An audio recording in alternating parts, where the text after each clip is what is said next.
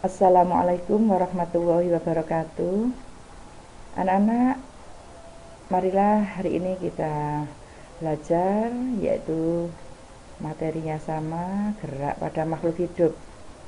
Yang sebelumnya kita sudah belajar tentang gerak pada tumbuhan. Nah, hari ini kita akan belajar tentang gerak hewan. Terlebih dahulu, marilah kita awali pembelajaran ini dengan membaca basmalah. Bismillahirrahmanirrahim. Baiklah, sebelum kita melanjutkan pelajaran, amatilah tayangan berikut ini.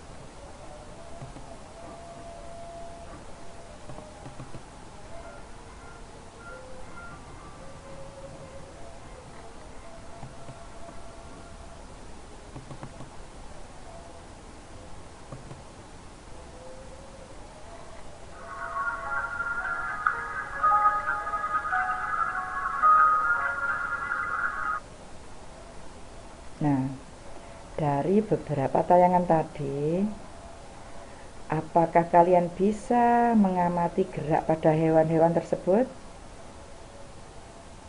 Apakah gerakannya sama? Baiklah, tentunya jawabannya adalah tidak perlu diragukan lagi bahwa hewan memang dapat bergerak. Jika pada umumnya gerak pada tumbuhan tidak bisa kita amati secara langsung pada pembelajaran yang dahulu, yaitu karena gerakannya sangat lambat. Tetapi gerak hewan justru sebaliknya, yaitu bergerak dengan aktif sehingga mudah diamati. Hewan bergerak dengan berbagai macam cara. Seperti pada tayangan tadi, ada yang berjalan, berlari, terbang, berenang, merayap, dan sebagainya. Mengapa gerak hewan di air berbeda dengan gerak hewan di darat maupun di udara? Gerak pada hewan itu berbeda-beda karena dipengaruhi oleh alat gerak yang dimilikinya, yaitu hewan yang berada di darat pada umumnya menggunakan kaki-kakinya. Sementara hewan yang ada di air bergerak dengan menggunakan siripnya.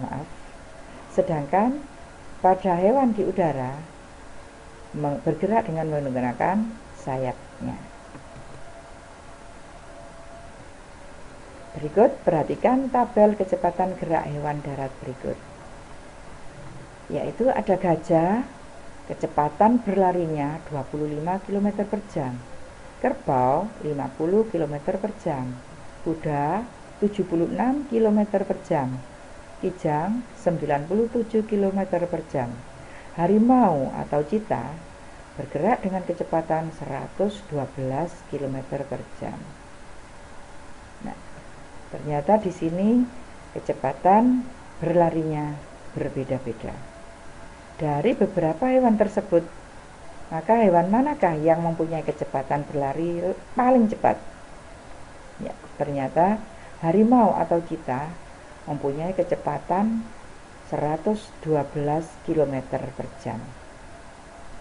Nah, jika kita bandingkan dengan gerak mobil yang biasa berjalan di jalan tol, ternyata ini melebihi dari 100 km per jam yang biasa mobil berjalan di jalan tol. Nah, dari sini kalian sudah bisa mengamati, ya. Nah, terus ada pertanyaan, mengapa gerakan hewan darat ini mempunyai kecepatan berbeda-beda. Nah, diskusikan.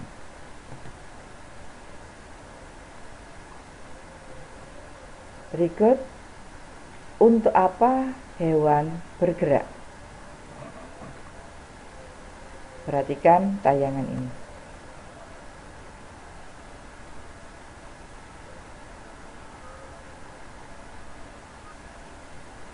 Nah, dari tayangan tadi ada seekor harimau sedang mengejar seekor rusa, yaitu berlari. Nah,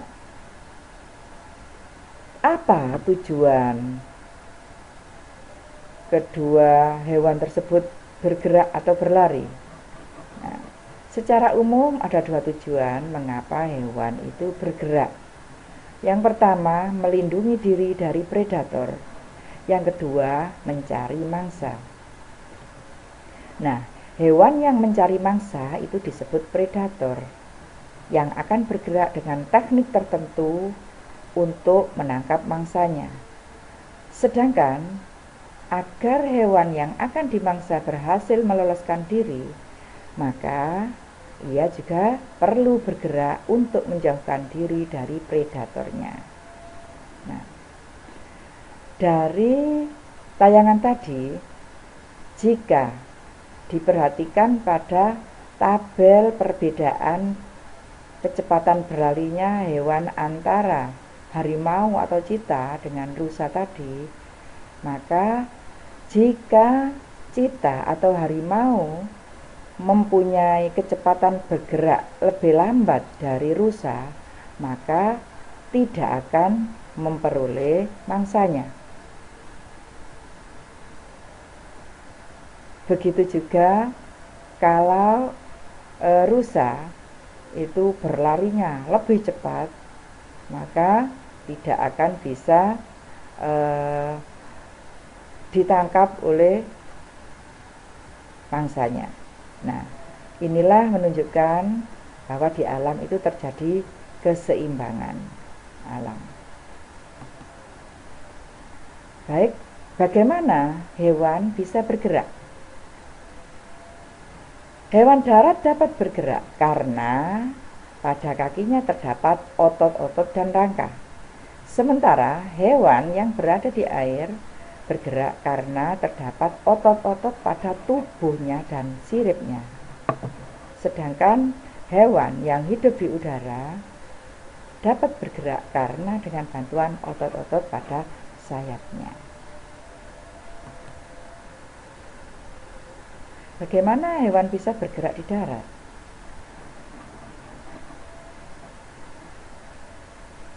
Hewan di darat bergerak dengan berbagai cara, yaitu ada yang bisa berjalan, ada yang berlari, melompat, dan merayap. Hewan dapat memiliki otot dan tulang yang kuat. Hewan darat maksudnya itu memiliki otot dan tulang yang kuat.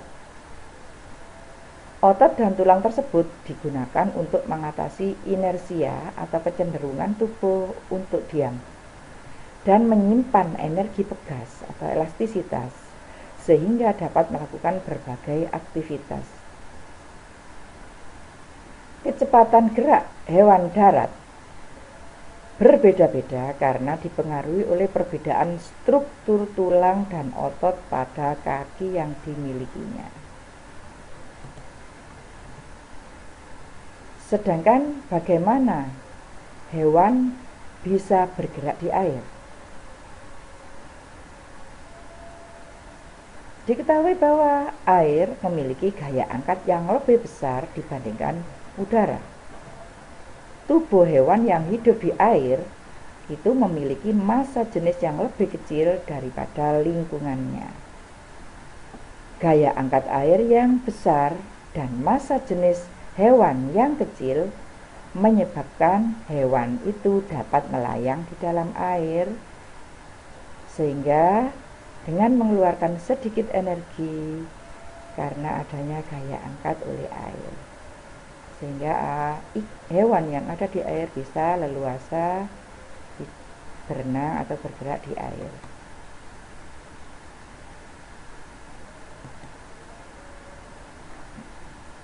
Selain itu, bentuk tubuh yang paling banyak dimiliki oleh hewan air adalah bentuk torpedo atau streamline. Bentuk torpedo yaitu lonjong atau seperti kapsul. Pada ujungnya mengecil, kemudian membesar ke belakang. Kemudian bentuk yang streamline itu adalah bentuknya pipih, gepeng, streamline.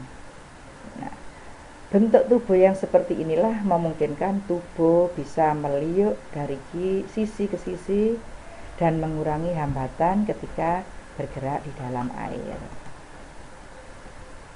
Tubuh ikan dilengkapi dengan otot dan tulang belakang yang fleksibel, yaitu yang digunakan untuk mendorong ekor dan sirip ikan di dalam air.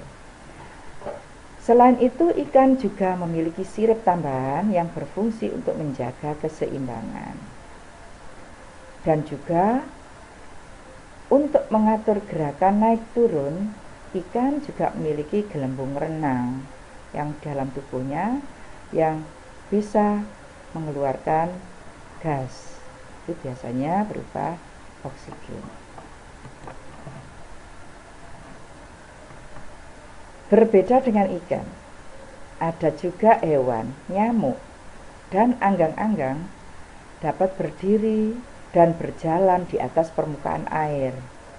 Mengapa? Ternyata karena memanfaatkan prinsip tegangan permukaan air. Nah, tegangan permukaan air itu merupakan peristiwa yang diakibatkan adanya gaya kohesi antar molekul-molekul air.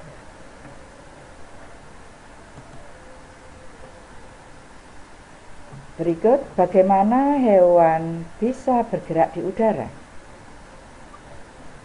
Tubuh hewan yang bergerak di udara harus mempunyai gaya angkat yang lebih besar untuk mengimbangi gaya gravitasi. Nah, salah satu upaya untuk memperbesar gaya angkat adalah dengan menggunakan sayapnya. Nah, sayap burung memiliki susunan kerangka yang ringan, tulang dada dan otot yang kuat.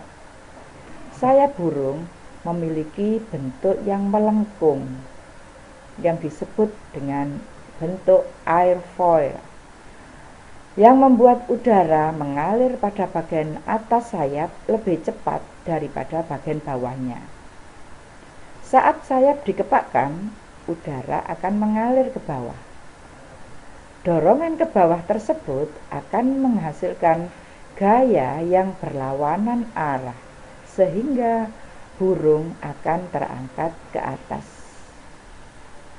Nah, ini nanti kalau kita belajar berikutnya, yaitu menerapkan hukum Newton yang ketiga. Ada gaya aksi, ada gaya reaksi. Nanti kita pelajari selanjutnya. Nah, sekian pembelajaran tentang gerak hewan. Terima kasih kalian sudah mau belajar. Marilah kita akhiri dengan membaca hamdalah. Alhamdulillahirabbil alamin. Assalamualaikum warahmatullahi wabarakatuh.